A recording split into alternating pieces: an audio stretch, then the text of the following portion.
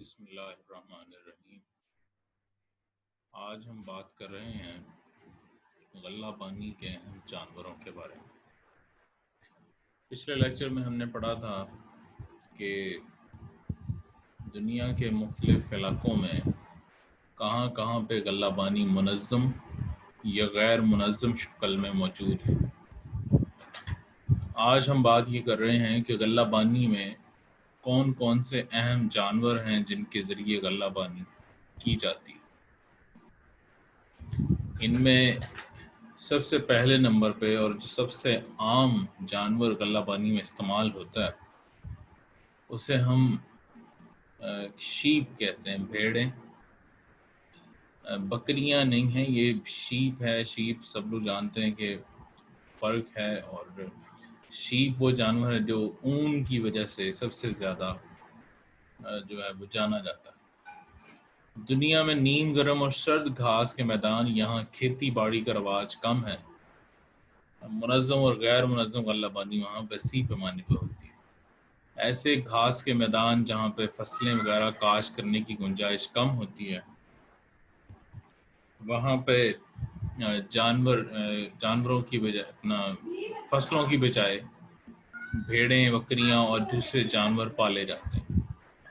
موجودہ دور میں بھی یورپ، شمالی امریکہ، جنوبی امریکہ، آسٹریلیا کے بر اعظموں میں اکثر ممالک میں منظم غلہ بانی بھیڑوں کے ذریعے ہوتی ہے۔ گھاس کے میدان ان کی پرورش کے لیے نہایت سازگار ہیں اور اون کے لیے بھیڑیں پالی جاتی ہیں۔ زیادہ تر جو پیداوار ہے اور جو زیادہ پیسہ کمانے کا ذریعہ ہے وہ اون کا را مٹیریل ہے جو ان بھیڑوں سے حاصل ہوتا ہے۔ نصف کرہ جنوبی کو بھیڑیں پالنے میں خصوصی مقام بھی حاصل ہے، اور دنیا کی جو 40% بھیڑیں اس خطہ میں موجود ہیں، اور سب سے زیادہ جو ایریا جہاں پہ بھیڑیں پالی جاتی ہیں وہ آسٹریلیا ہے، اور مشرقی آسٹریلیا کے جو گھاس کے میدان ہیں وہ بھیڑیں پالنے کے لیے انتہائی اہم ہیں۔ آسٹریلیا میں نیو ساؤتھ ویلز ہے، وکٹوریا ہے، کوئنز لینڈ ہے، جنوبی مغربی آسٹریلیا میں زیادہ تر بھیڑیں پالی جاتی ہیں۔ تو یہ وہ علاقے ہیں جہاں پہ بھیڑوں کا پرورش کا جو کاروبار ہے، جو بزنس ہے، وہ سب سے زیادہ چلتا ہے۔ کچھ اور جانور بھی ہیں جس میں کچھ اور علاقے جہاں بھیڑیں زیادہ پالی جاتی ہیں، اس میں نیوزی لینڈ کا خطہ دوسرے نمبر پہ۔ 35 لاکھ آبادی لگ بھگ اس کی رہی ہے، اور 5 کروڑ سے زیادہ بھیڑیں یہاں پالی جاتی ہیں۔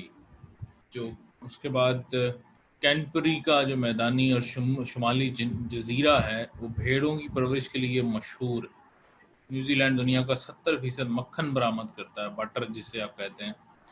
اسی طرح ارجنٹائن میں پمپاس کے گھاس کے میدانی علاقے جو کہ دریائے پارانا کے ساتھ ساتھ ہیں، بھیڑوں کی غلہ بانی کے لیے انتہائی اہم ہے، اور یہاں دنیا کی مشہور مرینو نسل کی بھیڑیں پالی جاتی ہیں۔ مرینو نسل کی بھیڑوں کے بارے میں لاسٹ لیکچر میں بات بھی ہوئی تھی اور ہم نے اس کی پکچر بھی شیئر کی تھی۔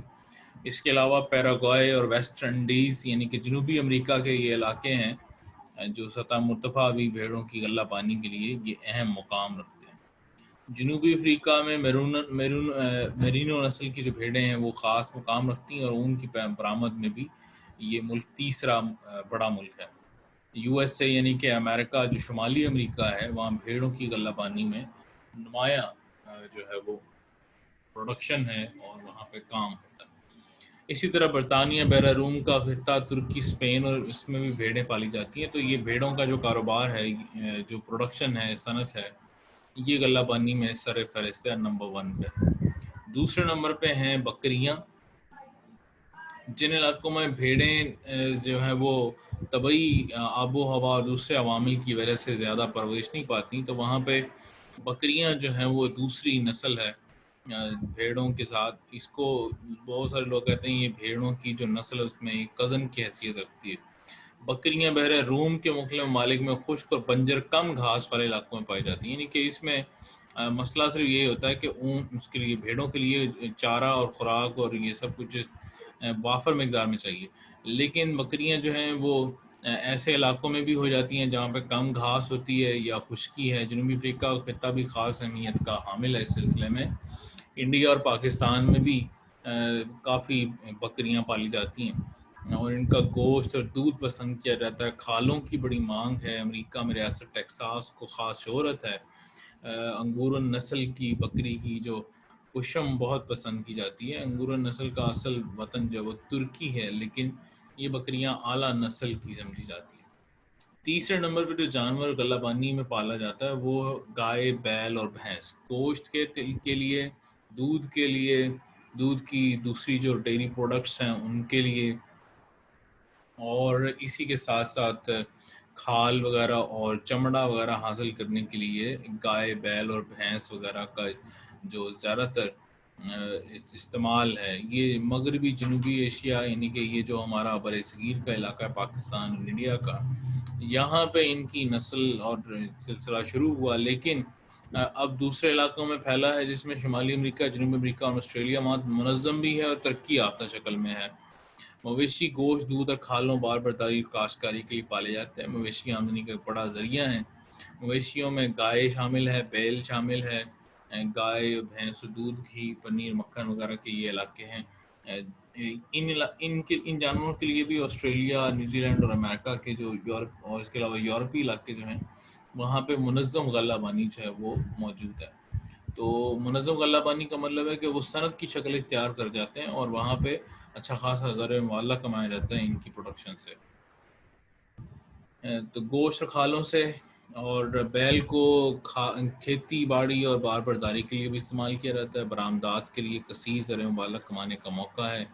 اس میں جو ممالک کما رہے ہیں اس میں کینیڈا شامل ہے، Mexico, Venezuela, Colombia, Brazil, Argentine, Uruguay, Australia, New Zealand منظم غلہ بانی میں بہت آگے ہیں.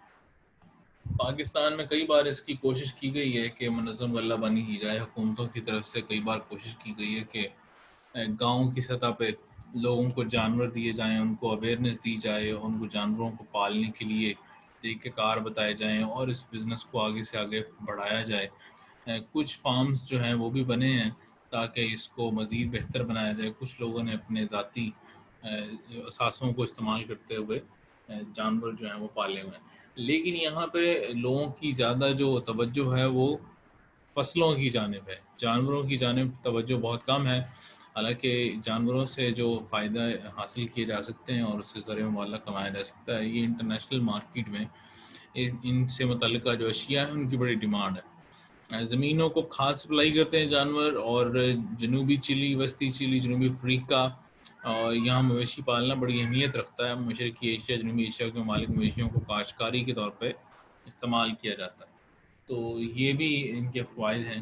ترقی یافتہ ممالک میں برطانیہ، France, Germany, Holland, Norway, Sweden, روس، ڈنمارک، آسٹریلیا، ارجنٹائن، یہ سب ڈیری فارمنگ میں بڑی اہمیت اختیار کر چکے ہیں اور یہ بڑی ترقی کر چکے ہیں اور یہ بلینز آف ڈالرز کا سالانہ زرعِ مبادلہ کماتے ہیں، یعنی کہ پیسہ کماتے ہیں دوسرے ملکوں سے. ڈیری مصنوعات کی برآمدات میں آسٹریلیا، نیوزی لینڈ، جنوبی افریقہ کو بڑی اہمیت حاصل ہے. چوتھے نمبر پہ جو جانور ہے جو غلہ بانی میں زیادہ پالا جاتا ہے وہ گھوڑا ہے اور خچر، میول جسے کہتے ہیں. گھوڑا نیم گرم اور سرد ممالک کا جانور ہے. زمانہ قبل تاریخ سے خاص مقام رکھتا ہے اور دنیا میں سواری، بار برداری کے لیے، سیر و تفریح کے لیے، نیزہ بازی اور جنگی مقاصد کے لیے گھوڑے کا استعمال رہا ہے اور اب بھی ہے. گھوڑے کی بہترین اقسام شمال مغربی یورپ اور صحرائے عرب میں پالی جاتی ہیں. اس کے علاوہ روس، U S A, Germany, Uruguay, Paraguay, Argentine, Chile, Australia, New Zealand پہ بھی غلہ بانی کی غرض سے بہت بڑی تعداد میں گھوڑے پالے جاتے ہیں. اس کے علاوہ مزید کچھ جانور بھی ہیں جن میں اونٹ سر فہرست ہے. غلہ بانی کے لیے اس کا بھی استعمال اچھا خاصا ہے. صحرائی اونٹ، اسے صحرا کا جانور کہتے ہیں. بار برداری، گوشت اور دودھ، کھالوں وغیرہ کے لیے اس کو بھی استعمال کیا جاتا ہے. صحرائی معیشت میں اس کا بڑا مقام ہے. صحرائے عرب، صحرائے تھر، وسطی ایشیا، آسٹریلیا، یہ ایسے ممالک ہیں جہاں پہ اونٹ زیادہ ہیں. پھر ایک اور جانور ہے گدھا، جسے ہم گدھا اپنے ڈونکی جسے کہتے ہیں مال برداری کے لیے کام آتا ہے. یہ بڑا مفید جانور ہے. غریب ممالک میں انسانوں کے ساتھ مزدوری کرتا ہے، بار برداری کے لیے استعمال ہوتا ہے. دنیا کے تمام ممالک میں اس کو پالا جاتا ہے اور ایشیا اور افریقہ کے بر اعظموں میں زیادہ ہے. اور ایک اور جانور ہے جس کو ہم رینڈیر کہتے ہیں. رنڈیر جو ہے شمالی علاقوں میں پایا جاتا ہے. رنڈیر ٹنڈرا کا خاص جانور ہے اور الاسکا اور کچکا میں زیادہ پالا جاتا ہے. اسکیمو لوگوں کی زندگی میں اہم کردار ہے اس کا. تو یہ سرد علاقوں میں زیادہ تر اس کی پیداوار ہے. پاک یاک ایک اور جانور یاک سرد پہاڑی علاقوں میں پالا جاتا ہے. زیادہ تر گوشت اور باربرداری کے لیے پالا جاتا ہے. وسطی ایشیا کے پہاڑی علاقوں میں زیادہ تر پالا جاتا ہے. تو یہ کچھ جانور ہیں جو منظم غلہ بانی میں اور غیر منظم غلہ بانی میں اپنا مقام رکھتے ہیں اور ان کی ایک اچھی خاصی پروڈکشن ہے, ان کی ایک اچھی خاصی ڈیمانڈ ہے اور یہ کمائی کا آمدنی کا ذریعہ ہیں مختلف ممالک کے لیے. کچھ ممالک جو ہیں ان کی آمدنی کا بہت بڑا حصہ ان جانوروں کی پیدائش اور نشو و نما وغیرہ سے حاصل کیا جاتا ہے. مزید ہم پڑھتے ہیں اس کے بارے میں کہ جو ہماری غلہ بانی ہے اور یا مویشی پالنا ہے اس کے فائدے کیا کیا ہیں. تو فائدے کچھ تو میں نے بساثر بتا دیے ہیں کہ اس سے زر مبادلہ کمایا جاتا ہے. تو ملکوں کی معیشت, کئی ملکوں کی تو معیشت کا بہت بڑا حصہ منظم غلہ بانی کا کھڑا ہوا ہے. مویشی پالنے کی اہمیت اور فوائد یہ ہیں کہ زراعت کے لیے استعمال ہوتے ہیں, جس میں گائے, بیل, بھینسیں, گھوڑے وغیرہ ہیں جو ہل چلانے کے لیے, بار برداری, سامان وغیرہ اٹھانے لے جانے لانے کے لیے استعمال ہوتے ہیں. گوشت کا حصول ان سے ہوتا ہے. بہت ساری جگہوں پہ جانور اس لیے پالے جاتے ہیں تاکہ ان سے گوشت حاصل کیا جائے. پروٹین ان کا بہت بڑا حصہ ہے جو انسان کی بہت غذا کی ضرورت ہے, اور خوراک اس سے حاصل ہوتی ہے. خوراک میں صرف گوشت شامل نہیں بلکہ دودھ, مکھن, پنیر, دہی وغیرہ یہ سب انہی جانوروں کی دین ہے. کھالوں کی جو فراہمی ہے اس سے بھی جانور کی ہر چیز استعمال ہوتی ہے. کھالیں بھی استعمال ہوتی ہیں, جوتے اور چمڑے کی بے شمار مصنوعات بنانے کی گنجائش ہے کھالوں سے.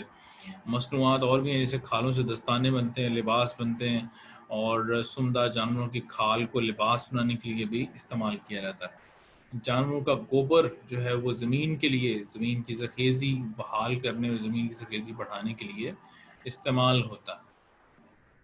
اس کے علاوہ جانوروں کی جو ہڈیاں ہیں ان کو بھی استعمال کیا جاتا ہے. ان سے مصنوعات, زیور, اوزار, ادویات وغیرہ یہ سب بنانے میں ہڈیاں بھی کام آتی ہیں. جانوروں سے لباس بنانے کے لیے اون, گرم کپڑا, سویٹر, جرسیاں وغیرہ بنانے کے لیے جو ہے وہ اون جو ہے حاصل کی جاتی ہے. صنعتوں کا قیام ہو چکا ہے جانوروں کی بنیاد پہ, کہ جانوروں سے حاصل ہونے والا جو خام مال ہے اس کی بنیاد پہ بہت ساری صنعتیں چل رہی ہیں جو لوگوں کا روزگار اس میں شامل ہے. روزگار ہزاروں لاکھوں لوگوں کا اس میں موجود ہے. زر مبادلہ کے وسائل ہیں, جانوروں کو پالیں, ان کا گوشت, ان کی کھال, ان کے اعضاء اور دیگر چیزیں جو ہیں جو ان سے حاصل ہوتی ہیں وہ اگر بیچیں تو زر مبادلہ کے کثیر ذخائر لوگوں نے لگا لیے ہیں اس کو, بزنس کو ڈراپ کر کے. اور قومی دولت جو ہے اس سے اضافہ ہوتا ہے. جانور قومی دولت میں شامل ہوتے ہیں, یعنی کہ جب ہم اکنامکس میں پڑھتے ہیں نیشنل انکم, تو اس نیشنل انکم میں جانوروں کی جو پروڈکشن ہے اس کی ویلیو بھی شامل کی جاتی ہے. تفریح کے لیے بھی جانور استعمال ہوتے ہیں. ریس, نیزہ بازی اور دوسرے جو کھیل ہیں جو مختلف جگہوں پہ شہروں, دیہاتوں اور میلوں میں لگائے جاتے ہیں, وہاں بھی جانوروں کا اچھا خاصا رول ہوتا ہے اسپورٹس میں. ذریعہ آمدن ہے, جو غریب لوگ ہیں یا جو سائڈ بزنس کرنا چاہتے ہیں ان کے لیے جانوروں کی قیمتی کھالوں سے اور دوسرے طریقوں سے ذرائع آمدن حاصل کرنا بہت آسان ہے. قالین بافی جو ہے اس میں بھی جانوروں کی اون استعمال ہوتی ہے, جیسے قالین وغیرہ تیار ہوتے ہیں. تو بہت زیادہ استعمال ہیں جانوروں کے اجزاء کے. تو یہ ہمارا ٹاپک تھا جس کو ہم نے آج ڈسکس کرنا تھا. اس میں مزید کچھ چیزیں ہم نیکسٹ ٹائم انشاءاللہ شامل کریں گے. Thank you.